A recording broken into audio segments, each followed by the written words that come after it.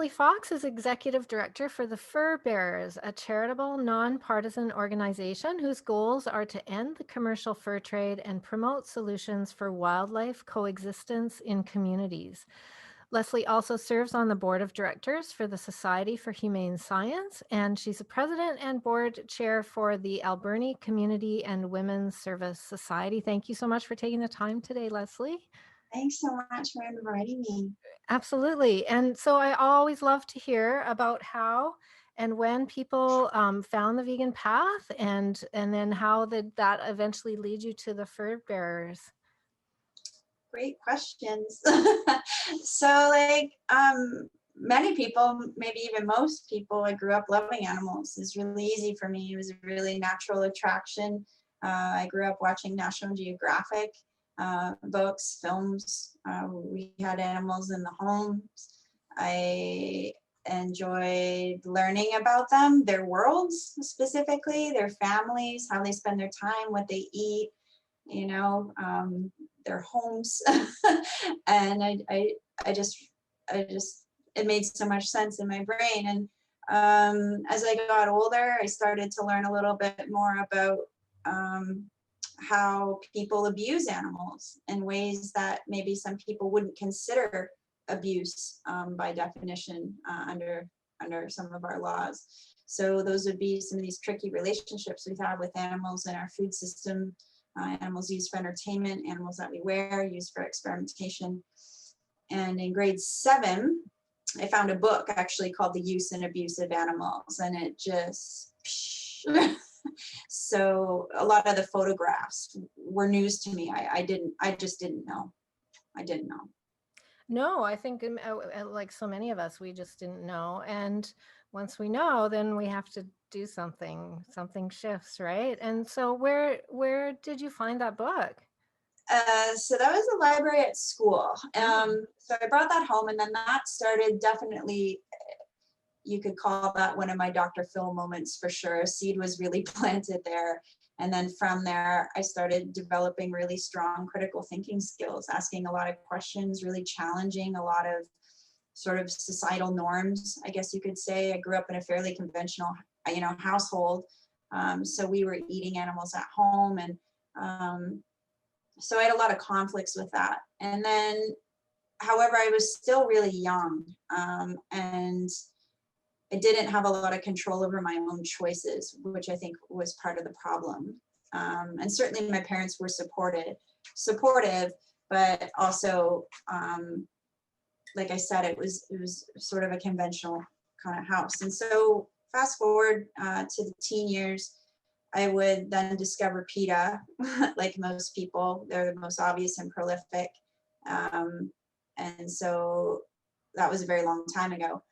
And then, of course, the book that would eventually turn me vegan, or did turn me vegan, I should say, that weekend, Diet for New America, John Robbins. Oh, okay. So it was September of 1999 that I would make the commitment to go vegan, and I haven't looked back since. Right. Yeah. Awesome. And so then were you already a part of the fur bearers, or did you find it after that? So I had known of the fur bearers probably around that time. I believe I was a member, so I would pay a small membership due and receive their newsletter, and I was aware of the work that was being done. At this time, I was living in Ontario, and the fur bearers was in British Columbia. So there's a bit of a geography gap there, but I knew they were working to protect wildlife. I knew about the leg hold trap, that the leg hold trap was still legal. I knew about fur farms. I certainly wasn't buying or wearing any fur. But I knew about the organization. So in my this would be my 20s, I guess, I really struggled with the question of my career, and I have a lot of different interests. And I worked as a radio producer for quite a while, and I enjoyed that. I really love radio, working in media, communications generally, marketing. I enjoy. I'm a very passionate person, and so it's really, really easy and natural for me when I think of marketing. When I love something, it's just so effortless to talk about it and to promote it, to share with people things that make me happy, or products or companies or services in an ethical kind of a way. I wasn't interested in sort of the mainstream approach. So I really sort of struggled with that. Do I stay in a career along that path, or do I actually make a go of this? Do I actually try to carve out some scrappy career working as an animal advocate? And is that even a thing? Which was a big question too. I think a lot of people assumed I would be a veterinarian. You know, you love animals, you're going to be a veterinarian, but I didn't have the science and math skills to support a career in medicine. And I did volunteer at a couple veterinary clinics, and it was a disaster, quite honestly. I came to realize that for some places, it's actually not about the animals at all. It's about the people. It's about the owners, and appeasing owners who could be lazy, who are maybe concerned about costs is a big thing, a big driver about, you know, an animal very frequently is euthanized because the individual doesn't want to spend the money on the necessary surgery or, you know, medications to care for their companion. And so these were things that was a really big struggle for me, and that wasn't something I wanted to engage in on a daily basis. And so I did a lot of volunteer work, and that was really satisfying for a while, lots of different organizations, and kind of feeling out my role, what I liked, what I didn't like about different groups and philosophies. And then in 2003, the Fur Bearers had a job opening. I was working at a radio producer at the time. I applied thinking I just get some good feedback. Maybe they could tell me something I could do to help brush up my resume. Or fast forward, yeah, I got the job. I moved to British Columbia. It was for maternity leave position. So I only stayed there for a year.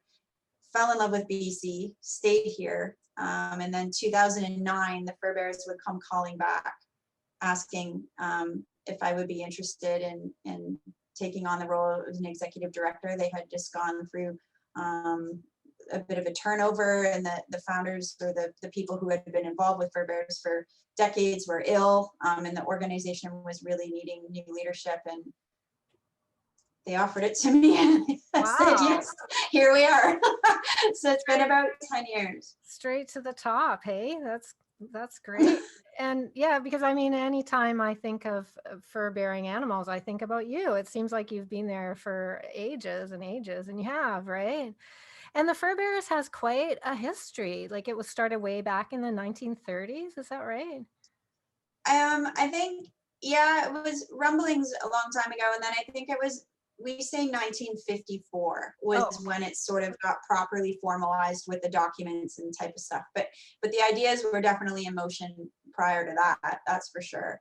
And you're right. I mean, that was a long time ago. So you can imagine all the different incarnations throughout history, because the animal protection movement has evolved. People, society, laws. We've come a long way from the 50s, and how wildlife, well, some ways we haven't, but there have been a lot of changes since then. And so absolutely, the organization has a very intense history, for sure.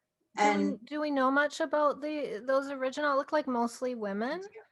We do, yeah. So it was started by an MLA, I believe, a man by the name of Ernest Winch, I think. Was he an MLA? I think he was a politician. I'd have to go back and double check. But at the time Fur Bearers was formed, it was formed to make trapping better. That's really what the point of the organization was. And in that time period, that's what people talked about. So this is previous to Peter Singer. This is previous to Tom Regan. Animal rights, as we know it, or it's been popularized, didn't really happen yet until later on. So in the 50s, there was very much sort of an attitude of killing animals better, to be quite honestly. And so the organization wanted to find a replacement to the leg-hold trap, and would set off on this path, talking to researchers and investing in programs to make trapping better. Fast forward, now you can see this starts to become problematic as you have individuals in the group who are evolving and changing, new information is becoming available.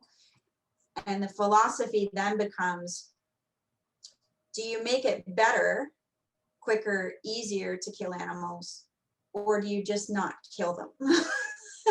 And now there's a big divide because you have a fundamental philosophical difference on, well, and arguably we still have that today, you know, animal welfare versus animal rights. And sometimes there's a gray area, and sometimes the area is very black and white, whereas it's okay to use and kill animals as long as certain conditions are met. And then on the other side, killing animals is unacceptable, and we need to move away from that and embrace non-lethal options and alternatives and exhaust all, you know, these solutions. And so what ended up happening was the organization actually went on, it split, and the fur industry in Canada today is part of the Seed of Fur Bearers. So it's split like that. So it's the Fur Institute of Canada, the Fur Council of Canada. They went this way, and the Fur Bearers, as our organization, would go the other way. So today, we are very much opposed to trapping. The philosophy is there is no humane trap at all. And quite frankly, wild animals don't want to die. And so that's what we work with. It creates obviously some controversy. And we work primarily though to promote solutions and coexistence and education. And those are sort of the values and the drivers behind the organization. Right. Yeah. Education and your community work. And I want to talk about that, but just from an institutional perspective, then I know you recently got charitable status, which is super awesome. I think it was Stephen Harper who took charitable status away from so many people, so many organizations, because the government at that time, his government didn't want any advocacy. So it was basically a censorship thing that if you didn't like what you were saying, then they took your charitable status away, which impacts organizations, because then you lose donors, because then we can't get tax receipts. And unfortunately, the reality is that's a lot of why people donate, is to get that tax receipt, right? And also support the organization. So now you have charitable status because that advocacy clause has been removed. So now you can speak freely. Is that correct? Absolutely correct. So yes, the road to charitable status was really difficult. We were a charity for many, many, many years. And in 1999, our status was annulled, was the word that the CRA at the time had used, or Revenue Canada used. And it did have to do with advocacy. So you're right. So for a very long time, there were very extreme limits on organizations who engage in advocacy or political activity, or what could be perceived as lobbying. So, you know, petitions, or trying to change a law or policy, or even making a legal industry look bad, criticizing a legal industry. And legal meaning, you know, so for us, it's the fur trade. For others, it's oil and gas. It is, you know, big industry, logging, fishing. Women's rights. Exactly. Yeah. So yeah, and so it really, the government had the attitude that that's not the role of a charitable organization. The role of a charitable organization is to promote education, so long as education fits within this one linear path. And so, to the credit of a fantastic organization in Ottawa, they're called Canada Without Poverty. They launched a legal action a few years ago saying that it was unconstitutional to force organizations within the confines of, you know, the CRA limitation. And that limitation is there was a 10% limit on your resources that an organization could spend on political activity. So they said that's unconstitutional, and that it prohibits our ability of, you know, expression and our ability to achieve our mandates. And so for them, the issues around poverty are really interesting. And so one could alleviate poverty, for example, by handing out sandwiches. But you could not alleviate poverty if you challenge the laws that help keep people in poverty. And that could be, you know, disability payments, welfare payments, access to, you know, tuition or education or daycare, or you can see there's all kinds of issues that someone could, you know, feel as though help keep people in poverty. And so it was amazing, and the court agreed, and it really now is a brand new day. It is a brand new day for organizations in Canada, all of us in the charitable sector who help, you know, people, animals, the environment. So now the rules are very clear. So you can engage on law, you know, in law reform and policy reform. The primary objective, however, from the CRA's perspective, is that they don't want you, it needs to be nonpartisan, which is fair. And I think that's very reasonable, that as a charity, you cannot or should not promote specific parties or individuals, manipulate elections, candidates, that type of a thing. And that makes total sense. It's not about that, is it? It's about the work and your mission, and you do good work. And that seems Right, very reasonable. Putting forth policy alternatives, policy ideas and suggestions of how whatever government could do things differently or better for whatever. Yeah. Exactly. You know, I published the Victoria Street News for 10 years, and I applied. We were a nonprofit. I had a nonprofit set up, and I applied for charitable status. And I was turned down, of course, because it was during that time. And what surprised me was that the documentation that I got back, it sounded like it was just a single person had made this decision. Like it didn't even seem to have gone to a committee or anything. And the logic was that, because we were very outspoken. I mean, I was publishing the works of people who had experienced poverty and homelessness, and you know, they have some pretty strong words to say about the system, and they have some pretty good ideas about how it could change because they've lived what needs to change. And but because we didn't do classroom trainings, that's what they considered education at that. Like a newspaper wasn't enough to call it an educational. So I'm really, really glad that changed, because I know that's going to make a big difference down the road. Yeah. Okay. Sorry. It provides a bit of relief too, I think, for those who are charitable. They can exhale a little bit, you know, not feeling like there's someone breathing down their neck all the time. And I think there was a lot of fear there, where there are charities that really have strong opinions, you know, about certain laws or policies, but we're too scared to say anything. So I really hope that this gives everybody a nice big long inhale, exhale. We can now get some work done. Now they're working on ag-gag legislation. They'll try to shut us up that way. So there's always something. So I'd like to talk about what's going on with the mink farms. I know you have a wealth of information about all kinds of fur-bearing creatures and how we can support them in our communities, Lesley, rather than just setting traps and trying to get rid of them.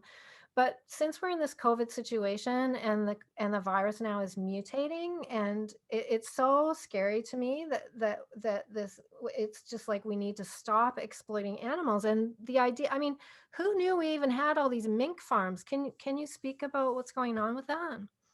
It's a loaded question. Yes, I can. And so I'll start from the very beginning. And so your listeners, just so we're all on the same page. There's two ways you can get fur and fur products. One is animals are trapped in the wild. Another is animals can be raised on fur farms. And there's different species that tend to be suited for one or the other. So the fur that's gathered from trapping or fur farming is sold on international markets at auction houses. It goes all over the world. And it's made for the commercial fashion fur trade. So looking at, most of it is fur trim, to be honest. So pieces and parts on hoods, collars, cuffs, cell phone cases, toys, gloves, mitts, hats, just accessories, pom-poms, even eyelash extensions can be made from mink fur. So all these weird and wacky products. So that's the industry. In Canada, Canada does still have on a global scale, not as significant as other countries, but Canada is still a key player in fur production. So the stats available for animals killed in the wild is they're no longer recorded by Stats Canada because it's so small. So the last number on record, I believe, for animals trapped in the wild was sitting around about 700,000. And that number, though, is from 2009. It's a very old number. So less than 1 million animals trapped annually in Canada for their fur. That doesn't, though, include animals trapped because they're considered to be a so-called nuisance or pest category. Fur farms. So fur farms, there are fur farms right across Canada. Nova Scotia takes the cake in terms of has the largest number of fur farms, followed by, I believe, Ontario and then British Columbia. Quebec is in there as well. In Canada, the most common animals farmed for their fur are mink and foxes.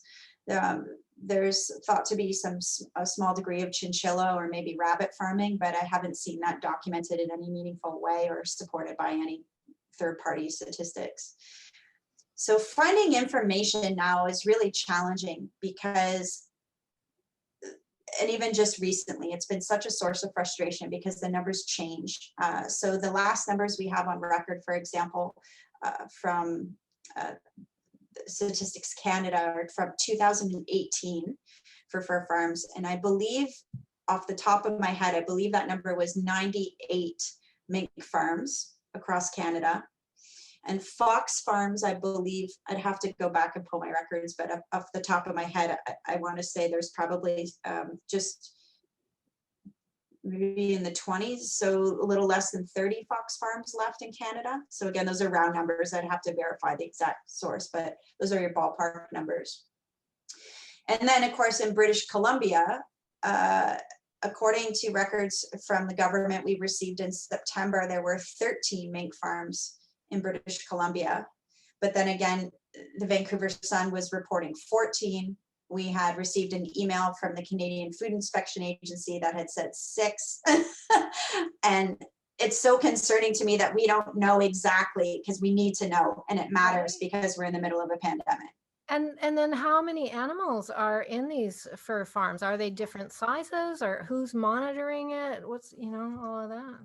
Brilliant question. And so the answer is it depends. So on some fur farms, you can have a few thousand animals. Other fur farms, you can have tens of thousands of animals. There are fur farms that have 60,000 individuals concentrated in one location. Animals typically are pelted out before their first birthday, but you will have animals that stay on the farm. Those are the breeders, of course, which keep replenishing the population. So you can have hundreds, maybe over 1,000 breeders that are living on the farm year round. So it's certainly scary, and I think anytime where you've got these factory farms, and that's what fur farms are, right? Our factory farms. It's a giant production of animals that are born and killed for whatever type of purpose, and with that comes an enormous risk and responsibility for how do we provide for all these individuals, properly care for these individuals, medical attention, veterinary care, support their socialization, their emotional stability. Like, it just, I'm not convinced it can be done. Like the scale in which consumer demand craves, right, and it just falls down. And so when we talk about inspections or guidelines, codes of practice, all I think about is the number of individuals on these farms, and that just common sense says that you're going to have individuals that fall through the cracks. No farmer is ever going to be perfect. Right. And there's a story that I meant to follow up and I didn't, about someone who did some whistleblowing from a mink farm in Eastern Canada, and there's some kind of lawsuit going on, I think. Mhm. So, like most farms, it's private property. So anytime you enter private property, you run the risk of criminal charges. Um, I think, in British Columbia, we had, in 2014, we had received uh, video and photos from mink farms all across Canada. And they all show similar conditions in which animals are raised. At that time, we had filed complaints, which was the appropriate thing to do, of course, right away. When animals are suffering, it's important that it's reported to the authorities so these animals can be tended to. We filed complaints in Nova Scotia, Ontario, Quebec, British Columbia, and eventually there was a charge that was great that came out of Montreal. It was Canada's first fox farmer was convicted of animal cruelty. And some of the hardest photographs I think I've ever seen. I wasn't on that farm. I wasn't there on purpose, but I did see the case files, and that was a hard one. That was a real hard one. There's certain, you see a lot of crap, when you're in this kind of work, when you work in advocacy, particularly when you help support law enforcement, which is what we do. Fur Bearers is an above ground organization, and we work to support law enforcement and people who are in positions to bring forward charges and make change for these animals. So it's important that we act within the law. And so we see things and read things and, have information sometimes that the public doesn't. And it's haunting. It really is. But that specific case, that was a hard one. That really haunts me today. Hmm. And so who owns these farms? What happened to that farmer? As where is that person now? And is it a corporation that's owning these farms, or are they individually owned?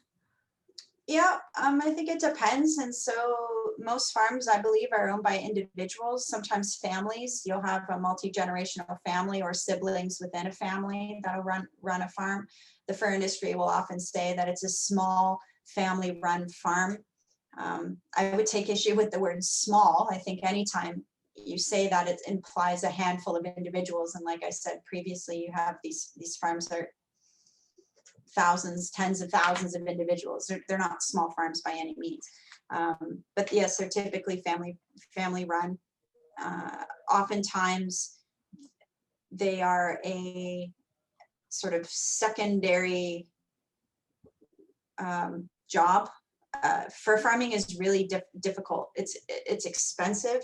Anytime I think you care for animals, and specifically when you care for animals properly, it's really, really expensive. So, housing, food, medical care, staff, cleaning, it's a lot. It's a ton of work. And the revenue generated by the sale of the skin of these animals sometimes barely covers the cost of feed. And so for that reason, a lot of these farms, again, are just seasonal, supplemental type occupations. So some fur farmers have other businesses as a result. So a couple, for example, off the top of my head, in the Lower Mainland, they also run vegetable farms. So in addition to having minks on the property, they have other ways of bringing in revenue. Right. Wow. I think sometimes about the First Nations. People have a lot of respect for the First Nations who lived and stewarded this land, so completely differently than the settlers who stole it. And, I totally get all of that. And I think about their experience with trapping and fishing and hunting was, subsistence. They were doing it for survival purposes. And how that must have shifted when the settlers arrived and said, hey, I'll trade you, like I'll pay you some money or some whatever for that. Like how that must have shifted their whole culture to suddenly these things were not just something they used for this. Maybe I'm oversimplifying it, But you know, to go from that then, and even then you could sort of say, okay, well, the fur trappers at that time, that, you know, it was a necessity thing. But now, like, who needs mink eyelashes, for heaven's sakes, you know? So I think there's a shift going on in the beauty industry, or whatever it's called, isn't there, the fashion industry, where some big name designers and stuff are saying we're not going to do this anymore? We're at a great time. I mean, I'm not an optimistic person by any means, but I really believe the numbers, the number of animals trapped, the number of fur farms, the numbers are plummeting. The fur industry is in really big trouble. Never before have they been in trouble like they are now. And there's a lot of reasons for that. The business case against fur has never been stronger. And we're hitting all those pieces. So from an animal welfare perspective, there's a lot of scrutiny about the ability to even provide for these animals. So for example, mink are semi-aquatic animals. They're built to swim. On fur farms, they have no access to swimming water.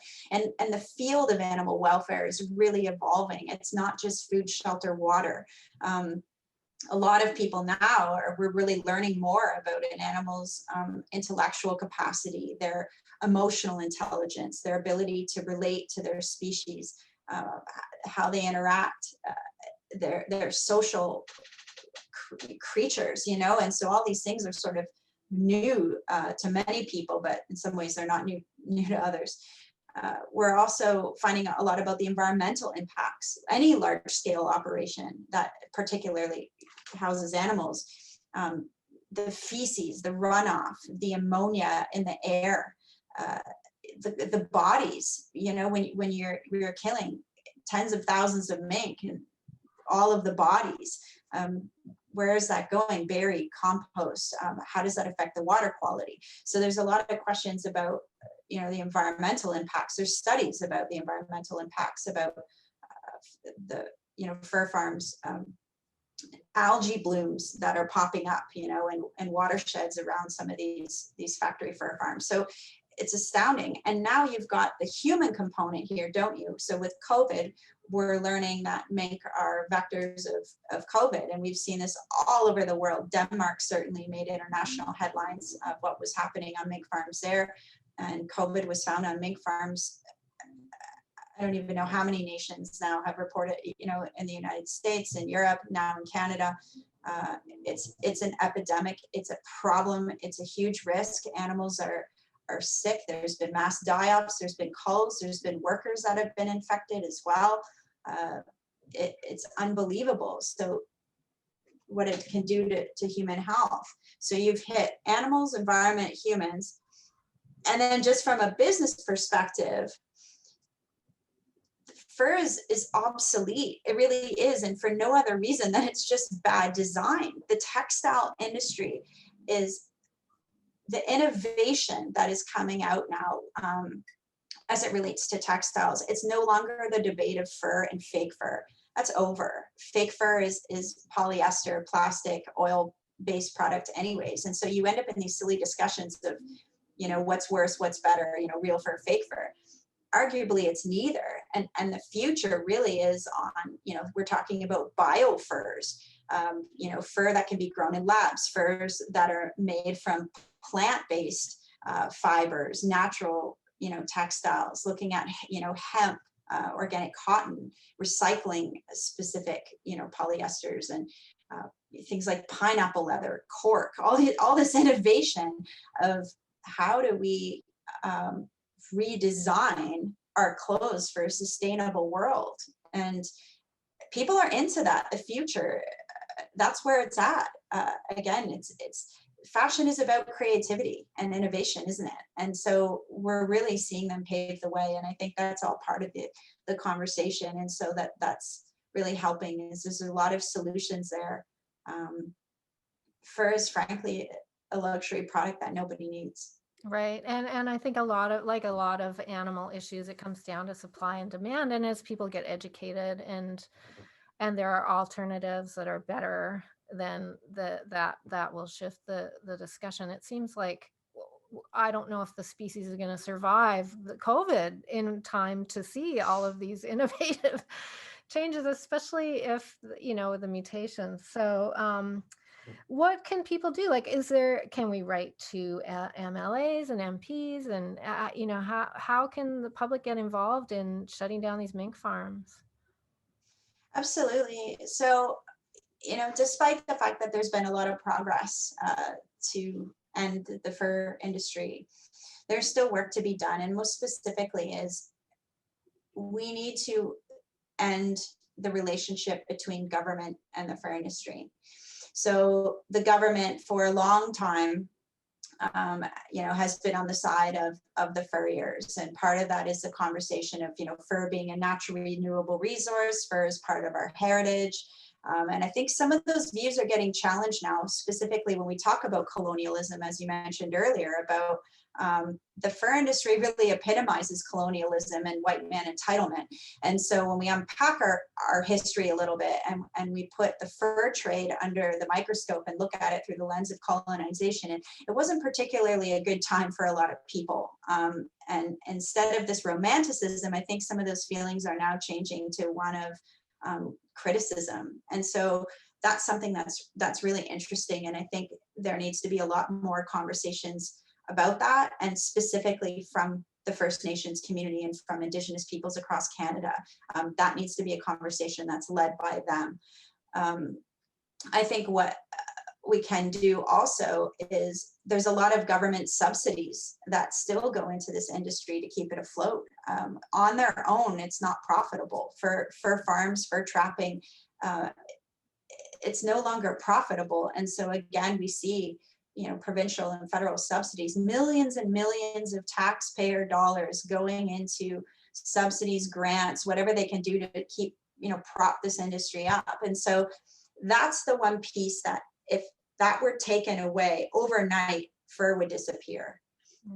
So I think there again is an opportunity for people to, as you mentioned, I think we can write our MPs. So that's your member of parliament, that's your federal elected official. And then your provincial official is your MLA, your member of Legislative Assembly, or if you're living in Ontario, your MPP. Fur typically is a provincial issue. So that's probably where you would want to start. But also there are a lot of federal subsidies that go to the fur industry as well. So it's really worth, looping in your MP. But I really think that that's the point. That's the strategic point, is we really need to, the government needs to take a stand and really reflect where society's at, because everyone got the memo years ago. The public opinion polls, it's very clear. Over 80% of Canadians oppose killing animals for fur. That was a public opinion poll in September, very recent and very consistent polling. So we're there. It's just, again, I don't know that our government officials have got the memo. So that's what our job is. Okay, well, that's something that we can do. All right.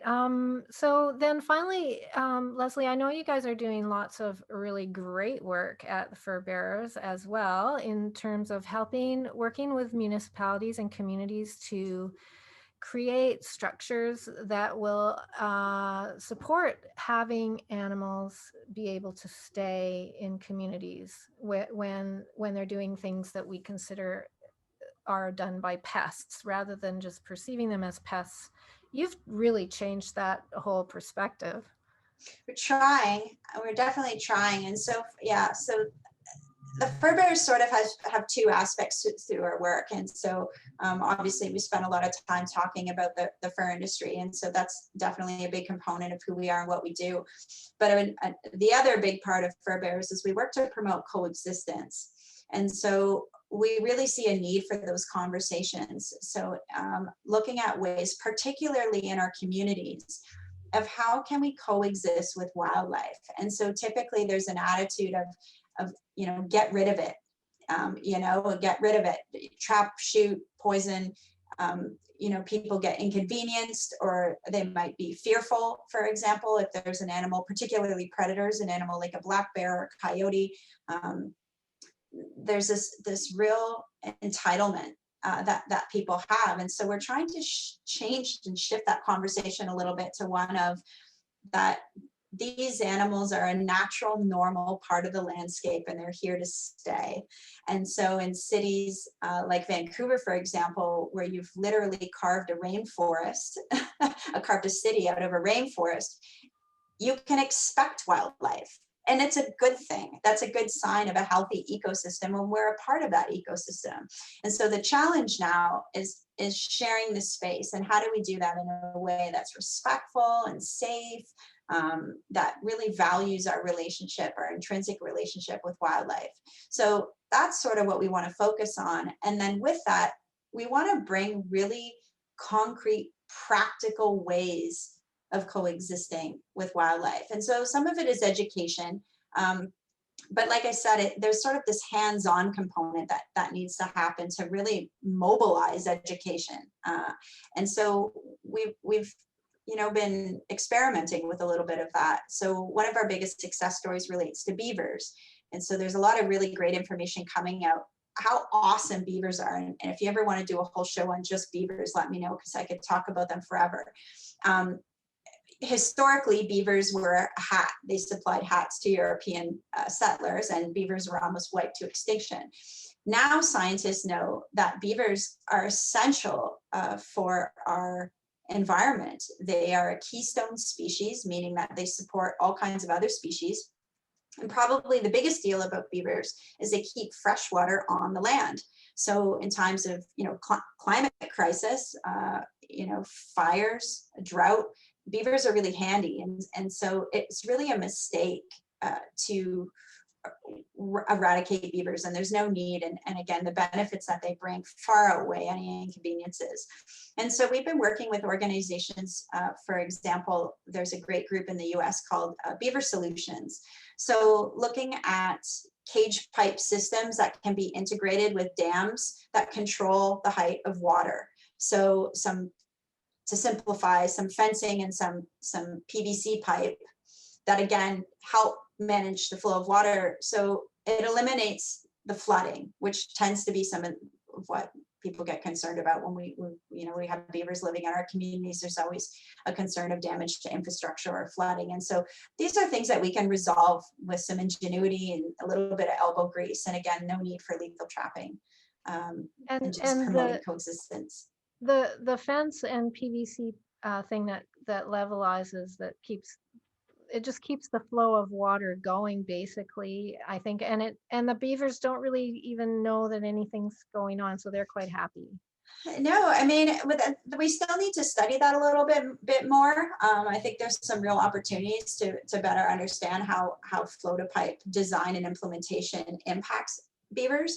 But the preliminary research so far, beavers tend to remain in the area. They tend to adapt these flow devices into their existing structures, and so they'll build their dam right on top of these devices and carry on.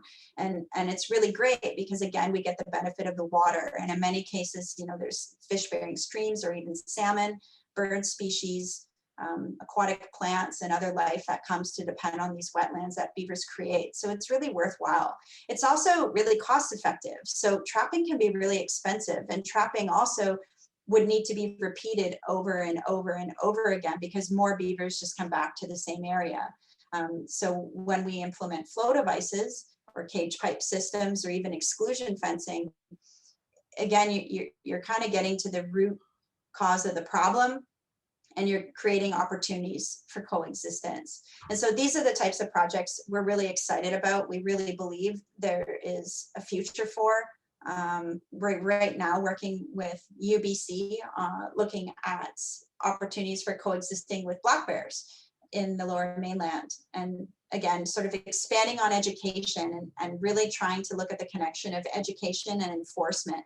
So what are some enforcement tools that we can be using so we ensure that people aren't leaving their garbage out, or that they're managing their attractants, and again, elevating education a little bit. So we're starting to see positive action take place. So, but it's really a great time, I think, to be focusing on that. And one of the things I think I like working at Fur Bears the best is there's so many animal issues that interest me. They're really, it's limitless. I mean, I care about all animals and the environment and people for that matter. There's all kinds of other social issues that interest me. And what I like about fur bearers is I really feel that we fill a niche, that a lot of conversations related to, you know, climate change or factory farming or homelessness or the opioid crisis or housing, or I don't know that I can really add anything more to those conversations. There's incredible organizations and people, and everybody is doing such a good job. But when it comes to trapping and fur farming and looking at coexisting in communities, I feel I have something to say, because I feel like some of those issues are really underrepresented and wildlife don't really get the attention they deserve. Or if we do consider wildlife, it tends to be on the mega flora and fauna, you know, the elephants and the orcas and, you know, but some of the smaller animals or misunderstood animals need representation too. And that's sort of what keeps me going, is I just want to be able to contribute something a little more original and fill in some of the gaps. And then eventually, by working together, my hope is that we create a more just society for all. That's beautiful. Let's do that. Yeah. And I have to say, I've been listening to Defender Radio. You guys have the guy with the best radio voice for that. He's great. I mean, he's Michael Howie. Yeah. Yeah, I mean, he's a great host as well, but he just also has this greatest radio voice. So Defender Radio is available wherever people get their podcasts. And then your website is thefurbearers.com. Is that right? And you're on social media too? We are. So yeah, people can follow us at Fur Bearers, and you can find all the links to our social media accounts. If you just go to thefurbearers.com, you'll see we're on, you know, Twitter, Facebook, Instagram. And yeah, we, you know, certainly love hearing from people too. So if you have ideas for Defender Radio, or if you want to carry the conversation over to social media, we're always happy to hear from people, and really admire people that are working to make the world a better place. It's exhausting, and so we appreciate kind of building all those bridges of community wherever we can. What else is there to do, really, though, right? So yeah. Okay. And is there anything else you want to say as we go? If people, I know I have a question. If people want to do some on the ground work, you know, now that we're all out in nature more often because the city's shut down, basically, maybe just observational stuff about animals that we might see, or is that information of use to you? Absolutely. So we do offer a few different volunteer opportunities. It depends on people's skill sets or education, but if you do have some free time, or if you do have an interest in volunteering, people can get in contact with me directly. So you can email me at Lesley, Lesley, at thefurbearers.com, and then we can take it from there. Awesome. Okay. Well, thank you again so much, Lesley, for taking the time today and all that great work that you're doing. I really appreciate it. Thank you.